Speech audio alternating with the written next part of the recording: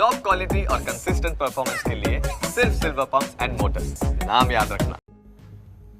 તો મહારાષ્ટ્ર વિધાનસભાની ચૂંટણીમાં એક્ઝિટ પોલના આંકડા સામે આવ્યા છે। મેટ્રિઝના એક્ઝિટ પોલ પ્રમાણે બીજેપી પ્લસ એટલે કે બીજેપી ગઠબંધનને 150 થી 170 બેઠકો મળવાનું અનુમાન છે। મેટ્રિઝના એક્ઝિટ પોલ પ્રમાણે કોંગ્રેસ એટલે કે મહાવિકાસ આઘાડીને 110 થી 130 બેઠકો મળવાનું અનુમાન છે, મળે એવી શક્યતા છે। મેટ્રિઝના એક્ઝિટ પોલ પ્રમાણે અન્યને 8 થી 10 બેઠકો મળવાનું અનુમાન છે। ચાણક્યની વાત કરીએ, ચાણક્યના એક્ઝિટ પોલ પ્રમાણે બીજેપી પ્લસ એટલે કે મહાયુતિને 152 થી 160 બેઠકો મળવાનું અનુમાન છે। ચાણક્યના એક્ઝિટ પોલ પ્રમાણે કોંગ્રેસ પ્લસ એટલે કે મહાવિકાસ આઘાડીને 130 થી 138 બેઠક મળે તેવી શક્યતાઓ છે।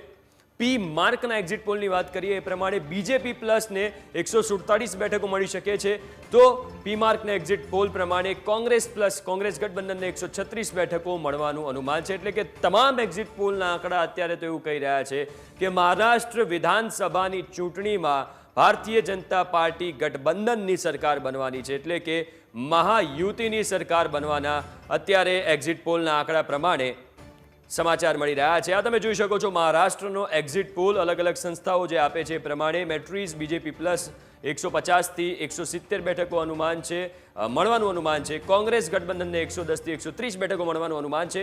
ચાણક્યના આંકડા તમે જોઈ શકો છો, ચાણક્ય પ્રમાણે બીજેપી ગઠબંધનને 152 થી 160 બેઠક, તો કોંગ્રેસ ગઠબંધનને 130 થી 138 બેઠક મળવાનું અનુમાન છે। એટલે કે મેટ્રિઝ અને ચાણક્યની વાત કરીએ તો ઓલમોસ્ટ જે મહાયુતિ છે એના જે આંકડા છે એ સરખા મળી રહ્યા છે, મતલબ કે નજીક છે। જ્યારે કોંગ્રેસ એટલે કોંગ્રેસ ગઠબંધન એટલે કે મહાવિકાસ આઘાડીના જે આંકડા છે એમાં થોડો ચેન્જ જોવા મળી રહ્યો છે, પણ ઓલ ઓવર બંને જે આ મેટ્રિઝ અને ચાણક્ય જે સંસ્થા છે એ પ્રમાણે મહારાષ્ટ્રમાં મહાયુતિની સરકાર બની રહી છે। 288માંથી 150 થી 170 બેઠકોની આજુબાજુ મળવાનું અહીંયા અનુમાન કરવામાં આવી રહ્યું છે।